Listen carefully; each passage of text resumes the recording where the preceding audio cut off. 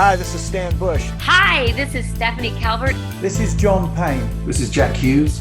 Hey everyone, this is Britt Lightning from Vixen. Hey everybody, this is Prescott Niles. Hi, I'm Carrie Stevens. Hello, I'm Kofi Baker.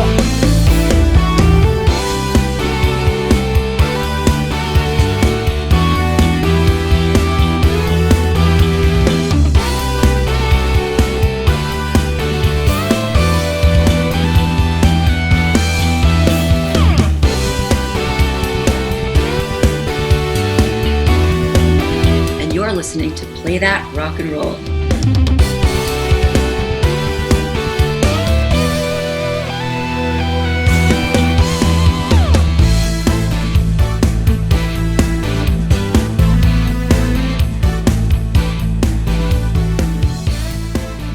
This is not a test. This is Play That Rock and Roll.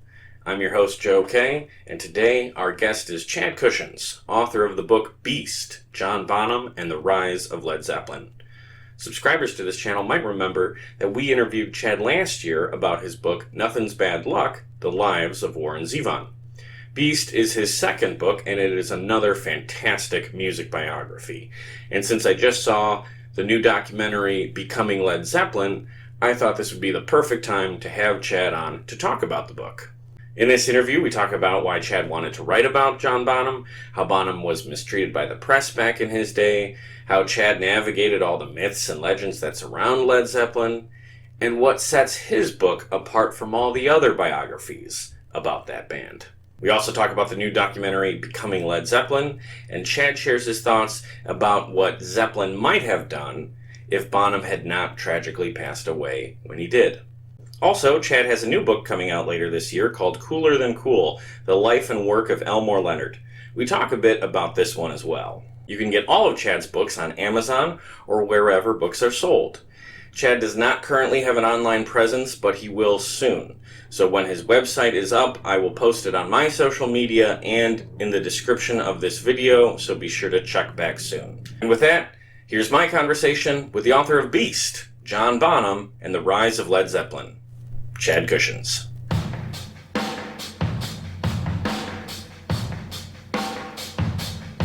We are with Chad Kushins, author of Nothing's Bad Luck and also Beast.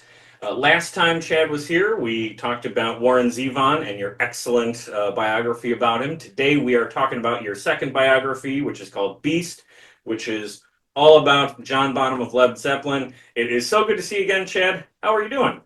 I'm doing very well, Joe. Thank you for your kind words. And I'm being very honest. I had a blast the last time I was here with you and with Chris. And this was one of my favorite conversations I got to have about Warren. I love your show. So it's really fun to revisit Beast now because of the documentary that came out. I was looking through it myself and revisiting some of their music. So I'm very happy to be sitting here to talk about one of my favorite rock bands of all time. Oh, that is so great to hear, and the feeling is mutual. Very glad that you saw that documentary. I talked a little bit about it on this channel, so I'm hoping to ask you about that as we go on. But let's start with the book, Beast. So you published Nothing's Bad Luck 2017, 2018, around there? That came out in 2019, yeah. 2019, okay. Close, yeah. That was a several years process to get that written. Was Beast a similarly multi-year project? How long did it take to put Beast together? Thank you for asking. It was a little bit, it was the same amount of work, but it was shorter for two reasons. I was very nervous with Warren's biography because it was the first biography I had written, and I'm not like a big name, but as far as reputation is concerned, nobody knew who I was. It took longer to line up interviews and to prove where I was coming from. With Beast, it was a little bit easier because I had a book on a shelf. Yeah. It was the same amount of work, but I was one of the few people that was able to put quarantine to use, because Beast was written during lockdown almost entirely. It had been announced that was the next book, and I was. It sounds so weird to be able to say this, but the interviews I was able to get and the amount of writing I was able to do in a compressed time, same amount of work, but everybody was home. Oh. So it went a little bit faster than I'm accustomed to. But yeah, I think it was 3 years on that one. Total. Yeah.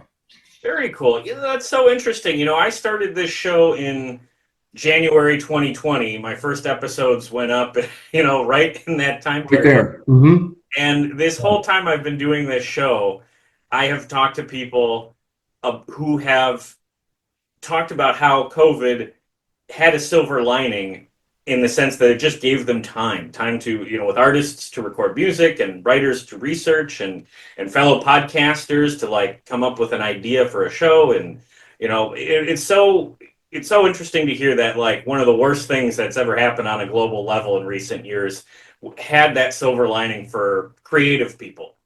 It's interesting because you could have gone one of two ways. You could go crazy, Yeah. or you could try and fuel that into something creative. And this is an interesting task or a game for all of your viewers because we're all rock and roll buffs. One of the things that I did is after quarantine was lifted, I looked at all the albums that the major artists had made while they were stuck home. McCartney came out with McCartney 3. Arguably, in my opinion, Green Day put out one of their coolest EPs in years while they were in lockdown. I was a fan. I forget the name of it, but it was really cool. Jack White came out with a bunch of stuff. But if you go down the list, all of these artists that had home studios came out with all of these really great albums, and they're almost linked thematically because everybody was going through the same thing. So it was interesting listening to that, and that was inspiring working on that at the same time. Yeah. Yeah, no kidding. I talked to Jack Hughes from Wang Chung, and this was in 2021. The album he was promoting was almost entirely about more or less what was on his mind in 2020 during the pandemic. I mean, he had a song that was just about kind of losing your mind while being in isolation for, extended periods of time. So yeah, it's really interesting to see how the, artist community reacted to that. I'm only smiling because this isn't a name drop, but you're going to love who had the best line to me during the writing of this book. One of the biggest moments was I got to interview via just like this, Stuart Copeland. How cool. Okay. I love him. Not just the police stuff, but he is an incredible composer and he's multi-instrumental. It's not the drums is a long time ago. And when I had the honor of interviewing him, he gets on the phone and the first thing he says to me is, "Who thought when the apocalypse came, the first thing to go would be the toilet paper?" And we both started laughing. And that coming from like one of my favorite drummers, like that loosened it up for me at least. But he was working on an opera in lockdown. So I'm saying all these people working on all these different types of, Anyway. Oh, that's a great story. Going back to Beast, I guess the obvious question is, given how many books there are about Led Zeppelin and their history, what made you want to write about John Bonham? He's the reason I got hooked on Zeppelin. Yeah. I love all four of the musicians. They're all four incredible. They're really all incredible singular artists in their own right. That's why they're more or less a super group at this point. If you look at all four of them, they're all giants.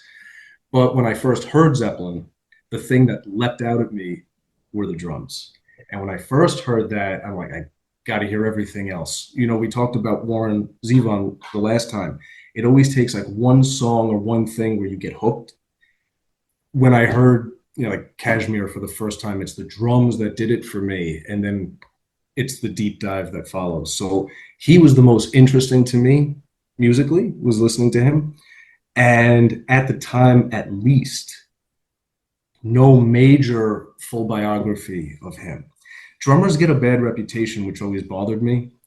And I I think it was Dave Grohl in an interview where he was joking around. And he said, "What's the last thing the drummer said before they were kicked out of the band?" "What? Guys, I wrote a song." And that's so sad to me because, bass players make such huge contributions. John Paul Jones, John Deacon, they write, McCartney of all of them. But nobody really understands that Bonham was a composer.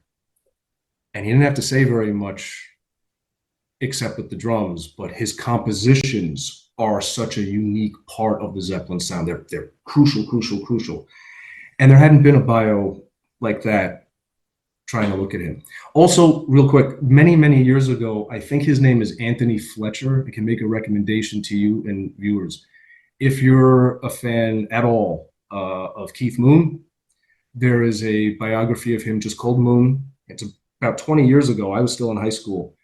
But as far as I know, it is still the definitive one, the big Keith Moon bio. The author is Anthony Fletcher. I was aiming for something like that because that one never went out of print and it was just his story. Yeah. That's interesting. Yeah, I wonder. I love asking about previous works that serve as inspiration for new bios and stuff like that. And I wonder, did you ever see the documentary Beware of Mr. Baker? Yeah, absolutely. It's a very interesting documentary to begin with, and Ginger Baker's amazing. Like, it was just interesting seeing him through this is not the lens I ever viewed this guy, you know? It was cool. That's a good one. Yeah, I know he mentions both Keith Moon and Bonham in it, not in a favorable way, but that's because that's who Ginger Baker was. He wasn't favorable about anybody. Nope. The general public are so fucking dumb that,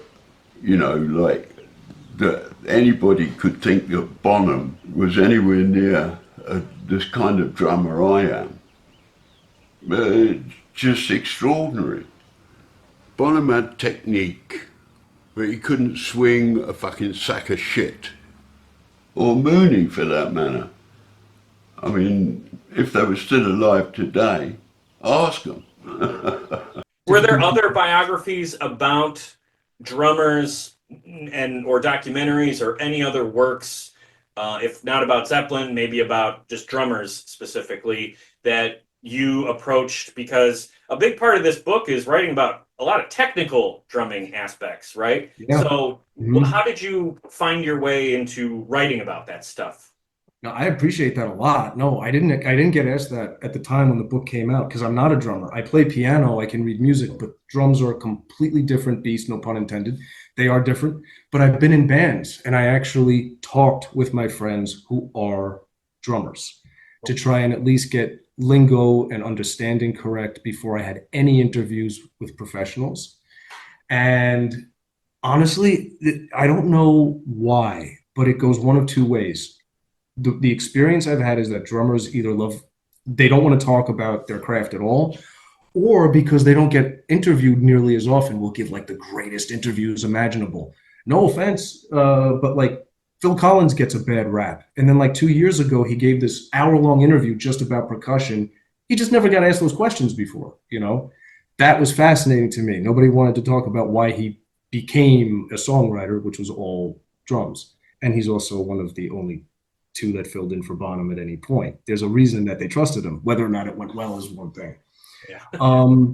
There weren't a lot of books on drummers themselves, but I did research as much as I could Bonham's influences, the jazz drummers that he liked, to try and understand not just the drumming technique that he immersed himself in as a kid, but also some of the flair. Like, in all fairness, you go back and you look at the jazz drummers that were his favorites, they would show off on stage and do the twirls and all that stuff. You didn't necessarily see that in other types of performance, but the same way that Plant was learning persona, Bonham studied that to an extent too, and I looked at that. Those were really the main ones, but I tried to get the tech stuff down journalism-wise before talking with other drummers. And I have no problem playing Columbo. If I don't know something, I ask them to explain it as best as possible. And you'd be surprised. Some of the bigger drummers have no problem describing what they do. They don't get asked a lot. Oh, that is such a great point. Yeah, it is, always overshadowed. There's all kinds of books about guitarists. We as rock fans, we all love those. But yeah, drummers are definitely a little underserved. So I hope people who are fans of specifically drumming and drummers, I mean, even if you're not the biggest Zeppelin fan, all the technical insight that's included in this book about the art of drumming, I think is included really well. I appreciate that, man. I tried not to make it too tech heavy, but at least understand what his innovations were, even if you're not listening. He was always, from what I was told, he was the first person at a sound check. He always wanted to know how the drums were going to sound, even when the arena was empty, before it would start, before the variables would come in. That's not the same guy that has the reputation for riding the motorcycle up and down. That's a real artist, and right. It's overshadowed. Yeah. Yeah, because it balances out Bonham's reputation? Because, like, I'll be honest, my understanding of John Bonham before reading this book was, yeah, he was a good drummer, but really he was a party animal. You know, he was the wild man. And the book helped, like what you said about the sound checks, helped remind me that no, he was one of the greatest of all time, and he was an artist, and he was like competitive, you know, and They all are though. very respected in his by his peers. Yeah, but that's a jazz thing too. Yeah. If you read Miles Davis's bio, there would be 4 or 5 trumpet players in the same basement, just who can do, you know, going back and forth to try and battle each other. Drummers had the same mentality and maybe still do, but at least when Bonham was coming up, when he was still in Birmingham, yeah, him and local drummers, there was a little bit of that. Yeah, No. it kept the edge going, but it's also why he was so professionally sounding at 19. You know, to always have the sticks in your hand. So you mentioned Stuart Copeland earlier. Who were some of the people that you spoke to that gave you the best insight about Bonham and his life and like his character? The Zeppelin camp is very closed off, as you would know. Oh yeah. So I was very fortunate where I don't play favorites, but there were two groups of people primarily that gave me such a unique look at Bonham outside of what had been written. And the first 2 are Danny Goldberg, who I had the honor of getting to interview for the Warren Zevon book. Oh, He was Warren's last manager. He owned Artemis Records and really caused the final revival of the last 3 Warren Zevon albums. A lifetime earlier, when he was in his 20s, he was the vice president of Swan Song. Oh.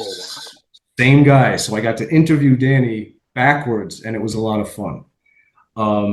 But his stories about the professionalism that most got overshadowed because of the bad press, because he was hired pretty much to smooth over all the negative press that they were getting. In the US, Zeppelin, no matter how good an album was, they were going to get criticized, and it was always overshadowed by the last scandal.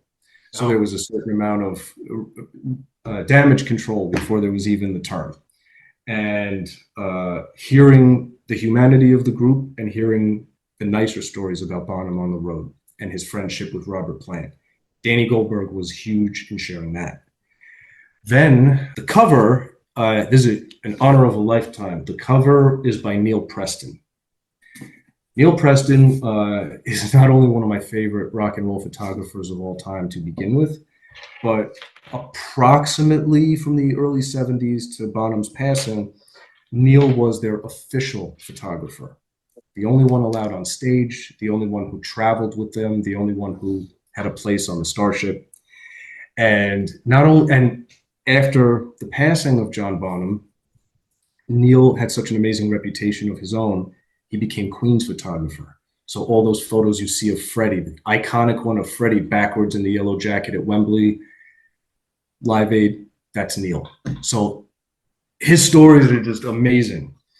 But what he filled me in on when we focused on the book is he was telling me way before there were cell phones, well, way before email, how are we going to get the best photos from this performance to the local press by their print time? And he would stay up through the night with mobile type of accoutrements for developing the photos or sending them out overnight and having to have, it was almost like a Mission Impossible type of episode in order to make sure that the best photos of Zeppelin that was approved by the band, the best press release, that it was done for the show that just took place.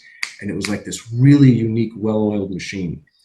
And hearing those stories from Danny Goldberg and from Neil Preston, who were both there behind the scenes while the show was going on, you look at the shows a little bit differently when you see how many puppeteers are there. Oh, yeah. Yeah, that was fun. But that was one. The other one were the photographers before Neil Preston, fans who became photographers because of Bonham's kindness. That was fascinating. One of my favorite interviews and one of my favorite stories that ended up being in the book was with Stephen Averill. And Stephen Averill, there's a punchline, so I won't describe who he is just yet. But Stephen Averill was present when Zeppelin played Ireland for the first time. And it was a very turbulent time when they were there. Yeah, all kinds of Bulls. rioting. And that's when the band was set to play. And during this tour, Stephen Averill was 18 years old, and he was going to cover the concert for a local underground magazine, like a fanzine, more or less. And they sent him to the Zeppelin concert before Zeppelin had become huge in Ireland. And when he got there, there was no security. There was no to show you how different it was before Zeppelin hit it huge. Right.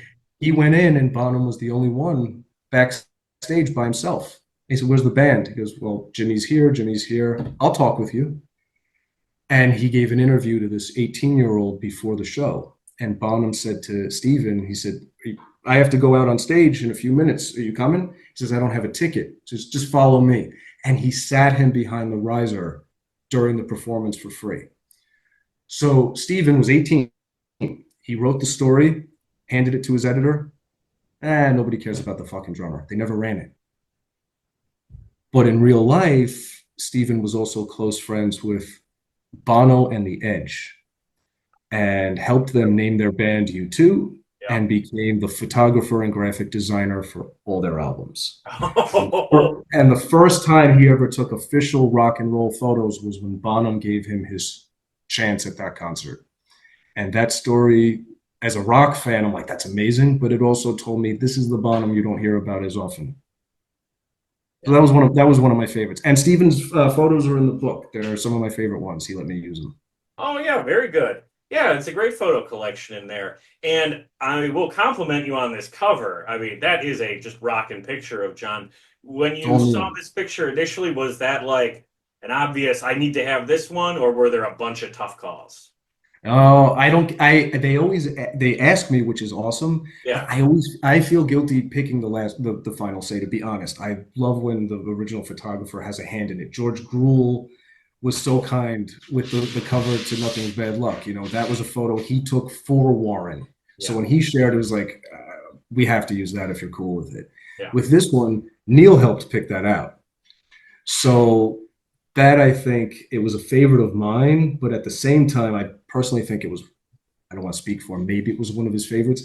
It's one of the few times where you see Bonham playing, but there's like a look of joy on his face instead of just like, you know, beast isn't meant as an insult. I meant the sound, the beast of the sound. But when he was in the zone, it's when he's in his happiest, and you don't see that look. Here, he's like lost in the flow. And I like that there was almost a positive aura in that photo. Yeah. 100%. Yeah, it makes for a great cover.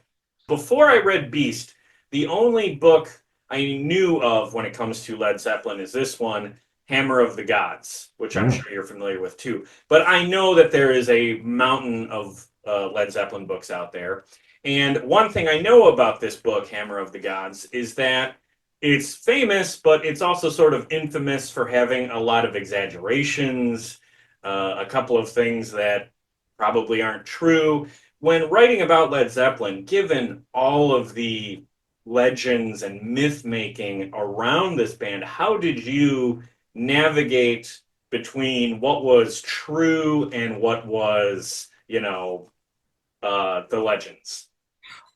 No, that's a good question too. I luck out being from, and this is something I thought of after the fact. There are so many Zeppelin books, and there are some really great ones. The one that you're holding, Hammer of the Gods, is the big classic. That's the one, I think, 85 it came out, and it reinvigorated interest in Zeppelin when it was the MTV generation and they forgot that these guys were so amazing. And it reinvigorated like the next generation to look at them again. So whether the band likes the book or not, it was really important. The same way that No One Here Gets Out Alive sparked interest in Jim Morrison and the Doors that people weren't expecting in the 80s, you know? So some of these books are not flattering, but they kind of do their job as far as reminding why they were mythical. Right. But I benefit because as great as some of my favorite Zeppelin books and biographies are, I am the first Zeppelin biographer that was born after they disbanded. Oh, yeah. So I'm not as young as I look, but I was born after the death of John Bonham by a few years. So I can look at it from hindsight that more information has come out.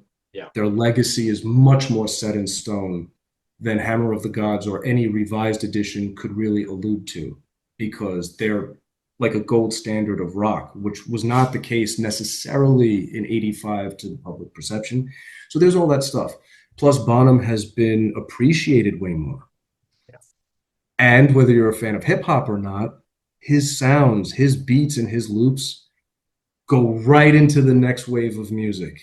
And my generation is the one that did that. So I think having the story told from that outsider perspective, I think was probably kind of made it a little bit new too, I hope.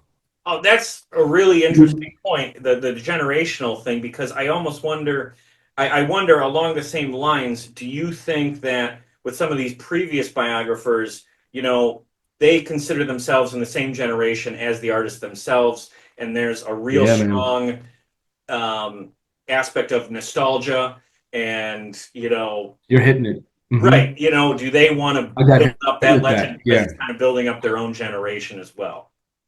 I'm not complaining because most of my friends are older than me. Okay, my readership is primarily dad's age, and I know that. I know I write baby boomer dad books. I'm aware of. I have these talks, but you hit on something interesting.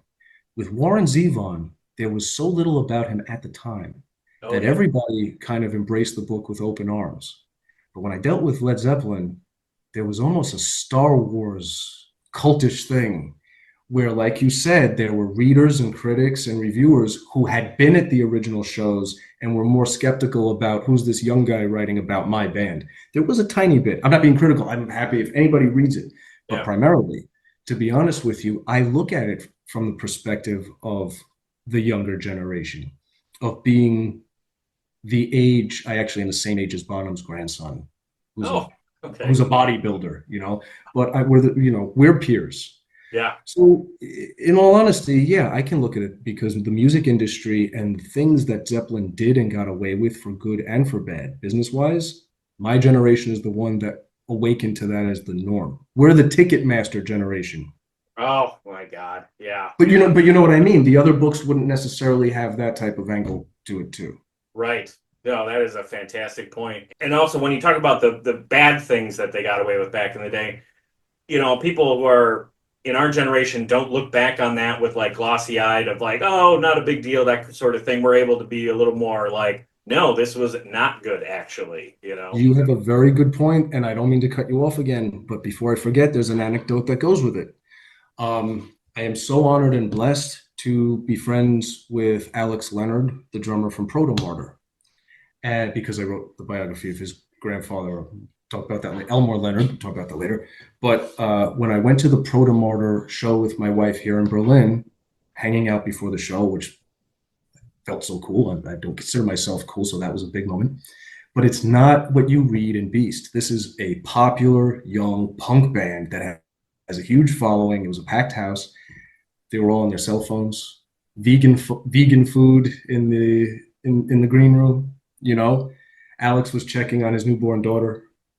And then when he introduced me to one of his friends, he goes, this is, Chad wrote Beast. He's the one who wrote the Led Zeppelin book because Alex had a copy. And they all said, God, did they really behave that way? Did the bands behave that way? So this young band can't even believe that this is what bands used to get away with. It's so different now. They were laughing. They're like, can't believe that that's what it's like. And this is a group that just came in on a tour bus. So hearing their perspective of what those guys used to get away with, that was interesting to me too. It made me feel a little old too, but at the same time, it was interesting. Yeah. Yeah, no kidding. Yeah, different times. I remember a couple of years ago, the lead singer from Puddle of Mud was in the news because he went on a baggage carousel at an airport. It was stupid, but it was like this big story for a day or so. And when you think to what the rock stars were up to in these days, no one would have batted an eye at that, let alone wrote a story about it. It did a lot of damage to Zeppelin as well, unfortunately. But I will make this one comment, which is important, we're talking about how the generations view the behavior, and I want to state this.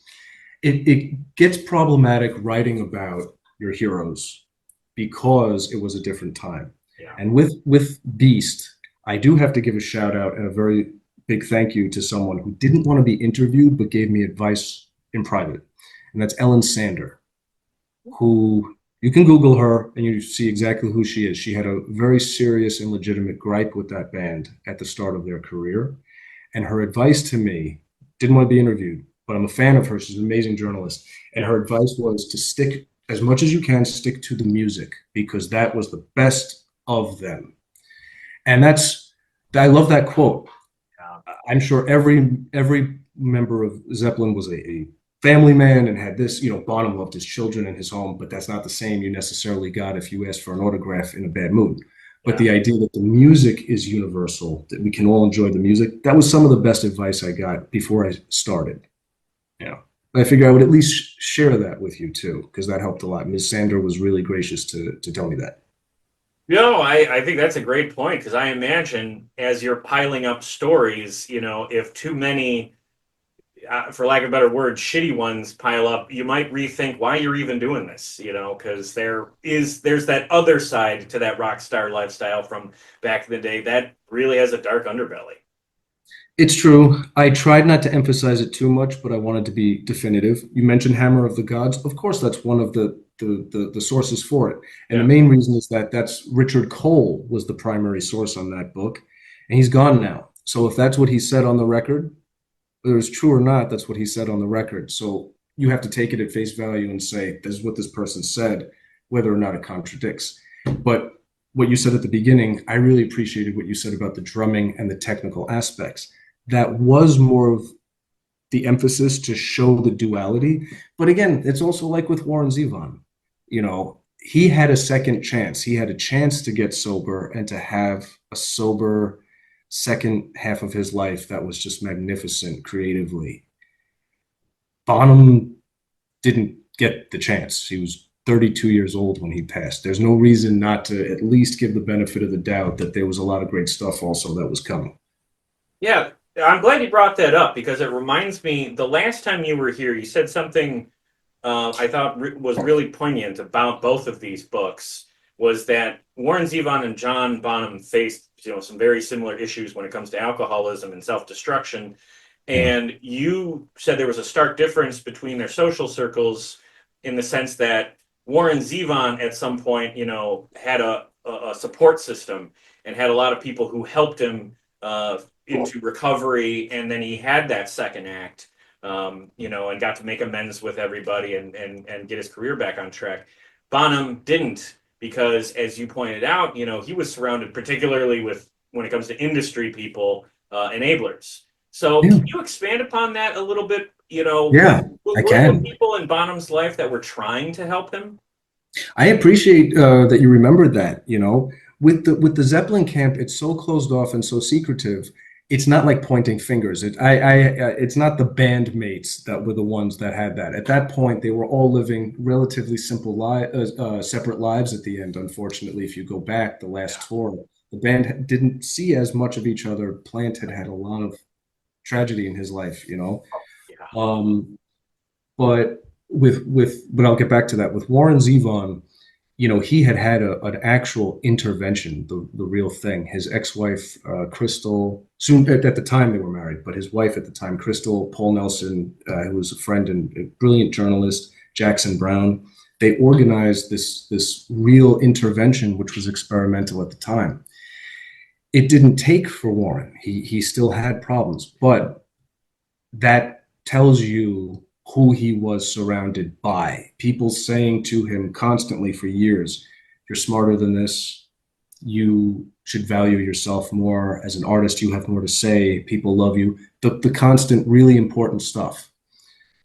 But when he did get sober and all of that finally clicked, it was years later and there were burnt bridges, but it did happen.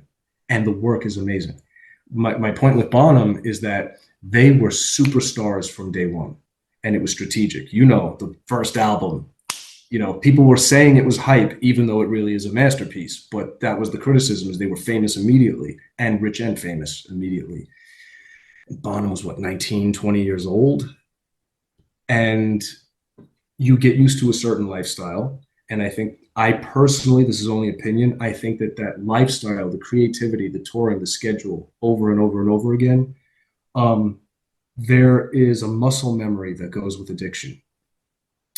And I think, to be quite honest, I think that Bonham had positivity at home and he just wasn't home enough. As simple as that is. And that's nobody's fault. And I think, this is gonna sound like a corny, and I don't remember, I probably referenced the same thing when we talked last time. It was the Elvis movie with Tom Hanks. Yeah, the movie is what it was okay. The performances were good.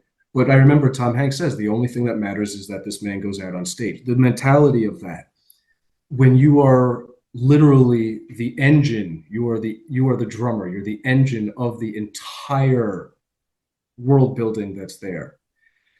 People aren't going to say no to you that often. And it's going to be really tough to conquer addictions or to acknowledge that you even have them if people are going to be afraid, intimidated, or told not to even bring it up.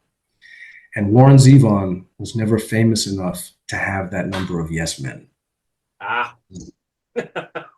Zeppelin had the good and the bad influences because when you're that big, everyone wants a piece. Right. Yeah. I can only surmise that the frustration that Bonham had was just the constant exhaustion from the touring, and that he was usually the target of the bad press. It was easy to take shots at him, and it was often very, very unjust. There were times where it wasn't. He did some violent stuff, but it not to make excuses, it was pent up because he was the target very early on. They saw him as a basher even before they gave him his chance to prove the innovations. Do you think that reputation, along with the fact that he was a big dude who could fight, was also a factor in people not being particularly comfortable, suggesting, that he slow things down? Yep. It's that if you actually are in the inner circle of a major celebrity, but you actually are friends, like that does happen if you're one of their confidants, you could say the wrong thing and you're gone. Right. Frank Sinatra would throw you out of the Rat Pack if you did. What did you say? You didn't laugh loud enough. You're gone. Right. That is a thing. Yeah. So, I mean, there would be that type of professional intimidation. And there's the fact that Bonham did lay people out on the floor. He did. Not always, but it could go one of two ways with him. Okay. Yeah. Okay. Well, on that point, and on a lighter note, because this is it's a heavy topic, and I'm glad that you explored as much as you do in this book because it's important. But on a lighter topic, let's pivot just a little bit. Given that we've established that Bonham loved to fight and he was a big dude, there's a great story you wrote about in Nothing's Bad Luck about Warren Zevon getting in a fight with Chuck Norris's brother Aaron. And ending up falling into a koi pond, which is a favorite story on this podcast. We bring it up all the time. So here, let's do some fantasy booking here. Given both of these men at their primes with the exact correct amount of booze, exactly, you just named it. Yeah, how much spinach is Popeye getting before the fight? Mm-hmm. Yeah, who's starting that fight and who's winning that fight? Warren is starting it, and Warren is losing. And I'm not saying that to be mean. I love him so much. It depends on the year. Yeah. No, that's funny. But he would have the balls to start it. But he would. Hey, we're all in the same club. We all get our glasses broken if we say something to Bonham. I'm sorry, but I don't want to give the wrong impression. I love Bonham, and I came out with a much deeper appreciation for him. Like I said, as a composer. And I think I came out of the book probably with the biggest appreciation for Jimmy Page. That's one of the biggest things I walked away with, was listening to as much Zeppelin as I did. Page does not get the credit he deserves as the engineer and producer that he is, which might even be more innovative than his guitar. And I don't mean to pivot off of that, but that was one of the big things that I really walked away with, as far as, like you said, the more positive stuff. Listening to Page in a different way and what he did sonically was probably some of the most fun stuff with it too. Well, he's a prodigy at that as well as guitar, and that stuff's fascinating. And somehow you're able to work that information into a story that's really written with the focus being on Bonham. Now, Yeah. One other thing that I wanted to ask you. It's previously on this show, I interviewed a guy named Jesse Fink, who wrote a great biography about Bon Scott, who passed away also in 1980, like Bonham. I'm a And big Bon Scott fan. The oh, shirt you're wearing, come my on. favorite AC/DC stuff. No offense to Brian, it's the Bon Scott era for me. Yeah, I'm in that camp as well. But I also I like AC/DC all the way through, but Bon was, on another level. So one of the things that we talked about that was fun in that conversation was we opined about what Bon might have been doing had he not passed away, in 1980. What would Bon have been on MTV? And, because he did, one of the things that Jesse discovered was some of the music that Bon was inquiring about. Like he was friends with Southern rock guys, and we kind of laughed about like what type of music Bon might have done in the 80s. So I guess I'll pitch the thought experiment to you. Had Bonham not passed away when he did, what do you think would have happened with Led Zeppelin going into the MTV decade? You can ask every fan this and you'll get a different answer. Right. Based on listening to them and reading the interviews. Yeah. My opinion would probably be that after that tour, if they had made it through 1980, I still think Led Zeppelin probably would have disbanded for maybe the bulk of that decade. Right. I do. I think Plant was the one who wanted to establish himself as a solo artist, and the others needed a break. Yeah. But I do think they would have played Live Aid together. I think you would have seen a reunion with Bonham. I think that would have happened. And if you listen to, there are a couple of I actually like a lot of Robert Plant's solo stuff. Some of it's fantastic with his work music. It depends on what era, because he actually has a lot of albums. Yeah. But if you listen to some of them, especially I think Jason Bonham plays drums on one of his tracks, which I got to double check which one it was. It's an early one from like 86, 87, because Jason's great.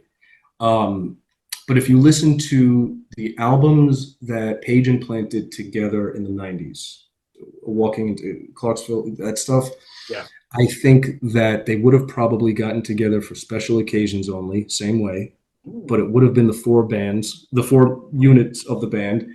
And I think if there were albums that came out at all, it probably would have been more experimental with the percussion. The only reason I'm basing that is because I'm one of the few Zeppelin fans that loves Coda, which is the posthumous release. I know it's jumbled because it's all outtakes and lost songs, and I understand that.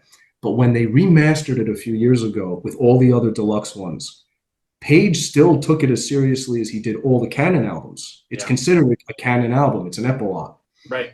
And there's Bonzo's Montreux on it, his digital solo. I love that. Yeah. They were going to work on some kind of new amazing centerpiece that we would have at least seen.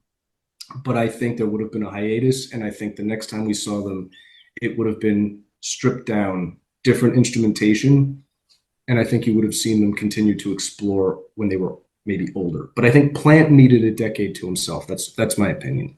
Oh, I think you're onto something, because I mean, look at the Rolling Stones. They split, a year or so later, and when they did get together in the 80s, at least in the mid 80s, the results were not great.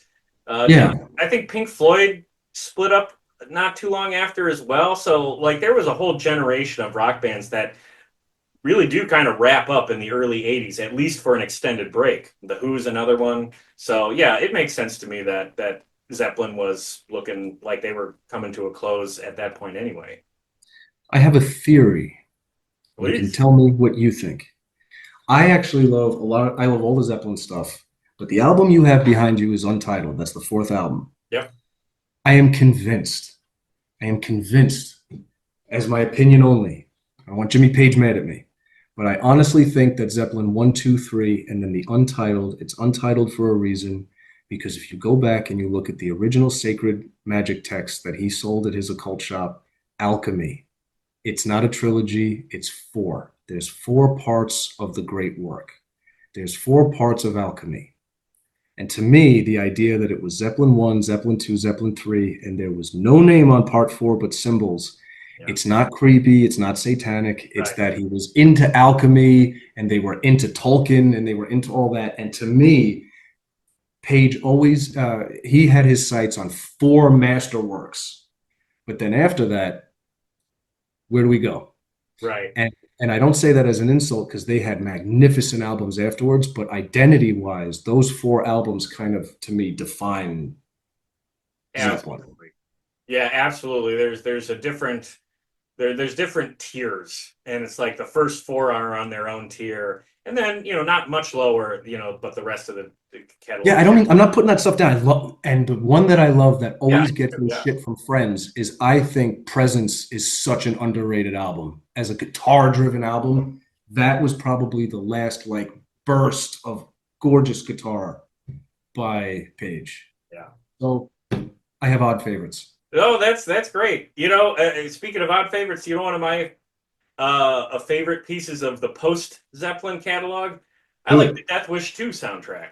It's not bad at all, dude. It isn't. I never thought that he would do a soundtrack like that, but isn't it? It's leftover material from Lucifer Rising, the one that he was doing for Kenneth Al. Yeah, he was doing all kinds of the creepy stuff. But lo and behold, it's perfect as a soundtrack for an action movie. yeah, a Grindhouse Charles Bronson action. Yeah, it's so funny. I think it was a famous reporter. Who was it? Was it Lester Bangs? It might have been Lester Bangs, one of those like OG journalists, where when Lou Reed came out with Metal Machine music, one of them, I could be getting I don't want to attribute it incorrectly, but the review was, "This is only good as the soundtrack to Texas Chainsaw Massacre." And I did like that. Hey, I listened to the whole album. I made it through. Sure. Well, you're a stronger man than me. I couldn't do it. It was a long time ago. Yeah. Well, okay, before we get out of here, we do got to talk about one new revelation in Zeppelin world, and that is the recent documentary that's been in theaters. I caught it in theaters a month or so ago. It's called Becoming Led Zeppelin. I really enjoyed the doc. You told me that you got a chance to see it recently. What is your initial reaction to seeing that? Loved it. I loved it. And I did see your review, and I'm not just saying this to flatter you, we saw eye to eye on probably most of the bullet points that I had prepared for you. Oh, okay. What I love about the movie, and it is an origin story. I don't know what the plan is, if they're going to move forward for a part 2 but to me, Zeppelin was the band that was deserving of the Beatles treatment. If you remember Beatles in the 90s when they came out with the box set. Yeah. That was new material, old material, archival material. The three remaining members took part. They used John's stuff correctly, and it was what it needed to be. And Zeppelin is a younger generation. They were the next group of rock and roll, but they are the guys to do it next, especially since Page has all the archive to do it properly. This was the movie I was hoping it was going to be. I loved it. So yeah. And it's just like, well, can we get a part 2? Can we get a Being Led Zeppelin? I hope they do. But see, you also raised a couple of points. Let me give you feedback on yours. I loved it. Oh, yeah. As a Bonham guy, my absolute favorite part of it, selfishly, was how they used that archive interview of his. I'm going to be honest with you. Like everyone else, I had never heard that before, and that was revelatory. I loved it. Yeah. And I loved how they used it. But the thing I'm curious about, and I don't have an answer in front of me, is when he recorded that. Oh, yeah. Because if it was earlier on, my thought would be this was him saying everything he plans on saying in interviews to talk about his craft. But then when people started to give him bad press, it's like, F them, I gave a good interview, whatever. And that was that interview. Or if it was in the later time, it was the one he always wanted to give, because that is not the John Bonham you usually see in interviews, and it was used masterfully in the film. That was one of my favorite parts of the whole thing.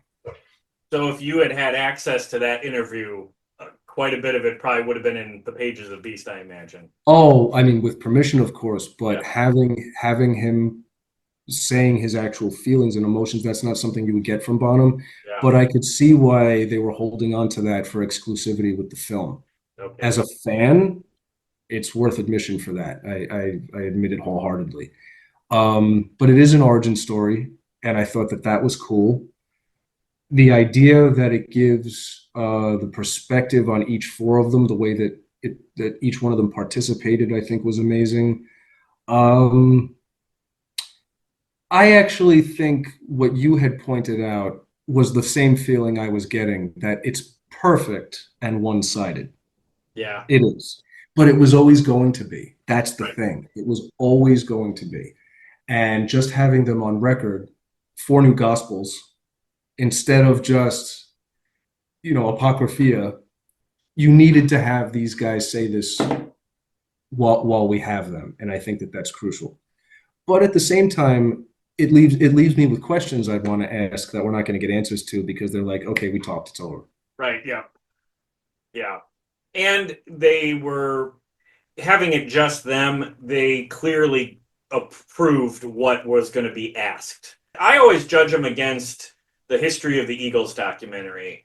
That's Which I love. Yeah, it's a great doc, and it's great because the guys are Great. willing to talk about the very difficult topics, and for whatever reason, they're not afraid to look like jerks in that. Glenn Frey does not come off as a nice man in that documentary. And Knows you. I have to give like a begrudging respect for that honesty. Yeah. It's funny that you pointed that out, because they own that narrative, and they reached a point where they didn't care. Yeah. But there is something that's also very crucial, and it's funny. I didn't think of this until you said that. The Eagles did get a lot of respect when they were up and coming, and any bad press was just infighting. Zeppelin was told from a young age by Peter Grant, we should control the narrative. They were younger, and they had a lot of bad press that the Eagles didn't necessarily get. I mean, I wasn't there, but the perception was that the Eagles were pretty popular right away, and they weren't squeaky clean, but it was okay to listen to them. Yeah. Zeppelin was dirty. And Zeppelin had that no interview policy for a while, right? I mean, was that part of why the press didn't like them, because they wouldn't play ball? It was back and forth. Yeah. It was back and forth. The American press in general really did go after Zeppelin. They weren't very nice. I'm not just siding with the band. If you go back and read the original interviews, you're like, you can actually see that this is going to sting a little bit, but they also wanted to behave however they wanted. And more importantly, they were getting annoyed that the shows were not being taken seriously, and that the albums, the real artistry, wasn't being listened to because of the other stuff. So by controlling the narrative, there was a little bit of damage control, but I think this is also very important, because I give them the benefit of the doubt. The first thing that they did when they got Danny Goldberg, and he became the vice president of Swan Song, but the first thing was for American publicity about the blues artists and the plagiarism that they had been accused of. And they needed a way to address that properly without it getting misconstrued. So they had to have their own press in order to do that. Same thing with photographs, same thing. They controlled it primarily, I think, not just for control. I think it was because of the misconceptions. You have to remember, you have one of the best rock and roll albums of all time behind you, and it got bad reviews from some people. There were 3 great albums before that got bad reviews. What do you do when you're still doing a great job, and whether you're right or wrong, you're still going to get bad press? I don't think it was appropriate that they wanted to control the narrative. It's just when the scandals hit, it's overdrive. Yeah. Overcorrection, right? Yeah, which wasn't, I don't think, the original intention, but yeah, it happened. Yeah. No, I hear you. Okay, well, one last topic here that I'm curious about your perspective on. I bring this up because I just saw Heart in concert over this weekend. Cool. And Heart has always loved playing Led Zeppelin songs in concert, and of course, there's that famous video from 2012 where they're playing Stairway to Heaven at the Kennedy Center Honors, and Robert Plant is like tearing up on camera. It's a great version. No, Heart's awesome. It's beautiful. So it got me thinking about who carries the torch for Zeppelin, in the years since Bonham's passing. And I know in the 80s there were all kinds of hair metal bands that tried to take up that mantle, and none of that really clicked. And Jimmy Page was doing albums with David Coverdale, and it's not the same thing at all. I called that, right? Right. So when you look back at all of the Zeppelin tributes and celebrations, and who who are the artists, or what are the performances, or who do you think celebrates and pays tribute to Zeppelin the best in all these years since they've been off the I road? appreciate that so much because it's not necessarily the popular opinion, Right. because I am first and foremost a rock and roll guy. But objectively, rock and roll is not the voice of the revolution that it was viewed at in the 60s. That has been taken over by hip hop. And that's the way it works. The youth demographic will dictate what is revolutionary, what is saying what needs to be said, what needs to be heard. Zeppelin did represent that. Their era, their generation did. But if you look at legacy, there's two ways to look at it. I think from a musical standpoint, because things splinter, I am so honored that Dave Grohl did the foreword to that. Because in my opinion, he's the one that carries the torch for rock and roll. Simply because being in Nirvana, Yep. then founding Foo Fighters, which is one of the last major mainstream arena bands, whether you're a fan or not, they are still a traditional, that's a rock and roll show. You still Right. get that from them. Yep. But he's also great with students and young people and makes it a point to talk about rock and roll history. So with all of those tenets in mind, I kind of consider him in the Foo Fighters. I know there's underground bands that you might think are better, edgier, this and that, but from a mainstream standpoint, I think they solidify like what the legacy is. Secondly, as He's far got the as connection with them Crooked Vultures. So even they're having, amazing. some Yeah. DNA, shared DNA with Zeppelin. If you absolutely, and if you see if you see John Paul Jones, you see Jonesy, and you see Page playing with Foo Fighters at Wembley, incredible. Yeah. There's no generational difference. They belong in the same band. It's just amazing. And then again, you know, Grohl played with McCartney for the Nirvana reunion. It still works. It is there. One final thing, I'm sorry, but we were talking about hip hop. I think that John Bonham's usage in hip hop and the looping and the idea that a totally different form of music organically heard what he was doing, and the idea that he trusted Jimmy Page to record him because so much of their sonics were why those albums work. It's twofold. I think hip hop is part of Bonham's legacy just as importantly. That is a fantastic point. License to Ill was one of the first CDs I ever had. That intro on Rhymin' and Stealin'.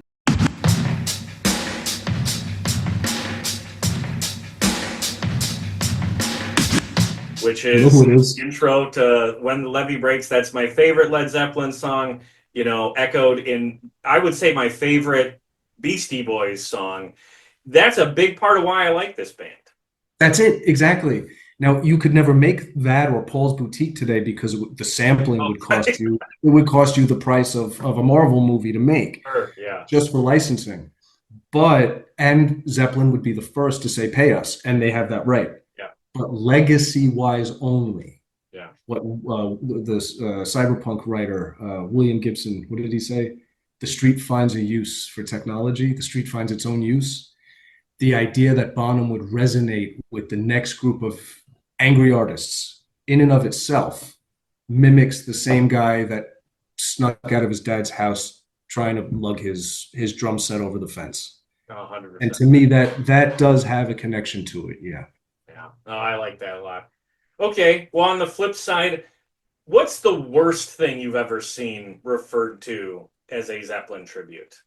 Have you ever come across a piece of music or something that's supposed to be celebrating Led Zeppelin and it makes you just cringe right I've out seen the some gate? bad cover bands. That's all I can say. Yeah, it's not to play coy. Yeah. It's that like I hear like you do when it's a good tribute. Like you can hear them you can hear Zeppelin somewhere in them Crooked Vultures, and it's not just because Jonesy is there. It's because it's composed that way. But I have seen guys that think they're Robert Plant, you know, trying to hit the, you know, it's usually at bars. It's usually in college towns. Yeah. It's Well, usually yeah. Have you ever heard of the 2016 album Train Does Led Zeppelin 2? I have not. What am I missing? You stumped Yeah. me, dude. Yeah, it's Pat Monahan and the band Train, Hey Soul How is it? Sister, Drops of Jupiter, whatever, that garbage. They re-recorded Led Zeppelin 2 all the way through. You got permission to do that? I guess so, but it's like, yeah, it's like, I guess it's just a cover album of the entire Led Zeppelin 2. I think it has to be the single least asked for album of all time. I would agree. Yeah, I have to hear it now. Now I got to hear it. Yeah. But I will say this, I can give two shout outs to covers that I thought were really great. Oh, yeah, please. Dolly Parton did Stairway to Heaven about 2 years ago. Oh, on the Rockstar album. It was right before that. It was right before because she did one and then it did really well. And then I think she did another. You might be right, but she did two rock albums and it was on the first of the two. And the reason it worked for me is because it literally sounds like she listened to Plant's albums with Alison Krauss and then brought that aesthetic to a real Zeppelin song, and it works. That's cool. And then about 15 years ago, for the American remake of Girl with the Dragon Tattoo, Trent Reznor did a version of Immigrant Song. Oh, nice. Okay. And the original is the original, but as a remake made in this techno way by Nine Inch Nails, for what it is, it works. Oh, very cool. Yeah, and he's in that generation with Dave Grohl, who obviously very inspired by Zeppelin, so that makes sense. Well, okay. Last thing we got to talk about before we wrap up here is you sent me this awesome advanced copy of your newest book, Cooler Than Cool, The Life and Work of Elmore Leonard. We talked about this very briefly the last time when you were here, but please tell me a little bit about writing this book and when people can expect it to be available. I would be so honored. And I wish I was the one that sent it to you. If I was the one that sent it to you, it would be inscribed. Oh. I'm looking forward to signing it for you. No, my publisher, HarperCollins, was excited. They watched your show and they said, yes, we'll send him a copy. So there you go. You got fans. I am very, very excited. I have my galley proof here as well. Elmore Leonard, the American crime writer who started in Westerns and then is primarily known now as a writer of contemporary crime novels, was my hero as a kid. He's the reason I wanted to be a writer and was a bit of a mentor when I was 15. So I was able to become a writer with his encouragement and a little bit of guidance. And Elmore is gone now, but I am so honored that thanks to the two books that I have and that his son, Peter Leonard, an amazing novelist himself, gave me a blurb for this guy. Oh, yeah. I was allowed by the estate to write the official authorized bio of Elmore, which I am so excited about. And if you are a rock and roll fan, you still may enjoy this. There's a lot of Hollywood stuff in here. Plus, he was very music centric. Just read the book. Don't necessarily see the movie. Be cool. The original book is great, and it's about real rock and roll. But that comes out in June, second week of June. I will be back in the U.S. to sign some copies. Oh, that's great news. I'm excited. What's the best way for fans to get the book? I appreciate that. It will be available widely. June, I have to double check the actual date. I think it's actually on here because it's the galley proof. Hold on. Oh my God, I'm getting old. It just says June. All right, so it's coming out the second Tuesday in June. This will be out in hardcover. It will be available everywhere. And Elmore's final book, a lost novella called Picket Line, will be coming out in October. So it is going to be an Elmore year. He would have been 100 in October, so that's the centennial celebration. Oh, that's great. Very interesting timing. So big celebration for his 100th birthday with both of these books now. Yeah, I would be so honored to come and speak to you about it. But at the same time, I'm going to, with your permission, you can cut this later if you want. A friend of mine, a producer named Judd Rubin, who was one of the producers on an adaptation of one of Elmore's books, Freaky Deaky, has just gotten the green light and launched the official Elmore Leonard podcast. Oh, and cool. Yours truly was the guest for the second episode. I will be going there once again. I will be talking about you as well. So I think you guys would get along as well. But Elmore's grandson, Alex Leonard, the drummer from Protomore, is the co-host on a few episodes. So they talk a lot about Elmore's use of rock music within the books, which is a subject I would love to talk about with you as well. Yeah, absolutely. Please come back as soon as that's out. I've got my copy here, so I'm going to be reading this real soon. I hope you like it. As I told you offline, I have several of Elmore's books, so I'm going to definitely be paging through those as well. Yeah, we'll definitely pick this up for a part 3. Thank you so much, man. I am always looking forward to sitting and getting to talk with you. And I really hope that you enjoy both of those. Well, you read Beast, but I hope you enjoy the other one. And I'm looking forward to hearing what you think of Elmore's novels. Yeah, absolutely. Well, I'm glad that you're getting out on the podcast sphere a little more too. So do you have dates picked out for when you're going to be in the States for signings? Not yet. I will be back the first week of June. Okay. With my beautiful, lovely wife. And our first appearance is the only one that is confirmed. June 14th, yours truly will be appearing at the main branch of the Detroit Public Library with 2 esteemed guests. I am very honored. One of my closest friends, Eddie B. Allen Jr., who's an investigative journalist and is a biographer himself. He wrote the official biography of Donald Goins, who is a deceased pulp writer himself from Detroit. DMX wrote his foreword. Eddie and I will be talking about the history and the legacy of Detroit in crime fiction, and we will be joined by Peter Leonard. So that should be fun, just to talk about all things down and dirty in the city of Detroit, June 14th. Wow, that sounds fantastic. I might have to make a road trip. I was just in Detroit last year. Awesome city. All right, well, Chad, even more than last time, this has been such a blast talking with you. I can't tell you how much I appreciate your writing. And, I'm not familiar with Elmore Leonard before this, but because you wrote this, I want to read it. So, cool, man. Looking forward to talking to you next time. You'll be, you might be the first ever 3-time guest on this show, and I am proud of that. I am very honored by that. Thank you for all your kind words. It is always fun to sit and get to chat with you, so I can't wait to come back. Hey, thanks for listening. There's no shortage of great content out there, so you choosing to spend some time listening to this show means quite a lot. If you're so inclined, please give this podcast a 5-star rating and a positive review wherever you get your podcasts. And share our links wherever you can. Or mention this show to anyone you know looking for a podcast recommendation. All of this helps us out a great deal, and I appreciate it. You can connect with us on social media too. We are at Play That Podcast on Facebook, Threads, Blue Sky, and even TikTok.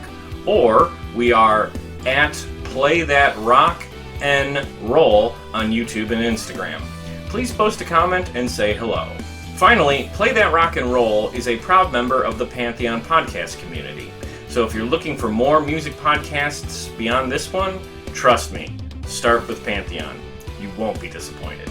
Otherwise, I appreciate any and all efforts you take to support us here at Play That Rock and Roll.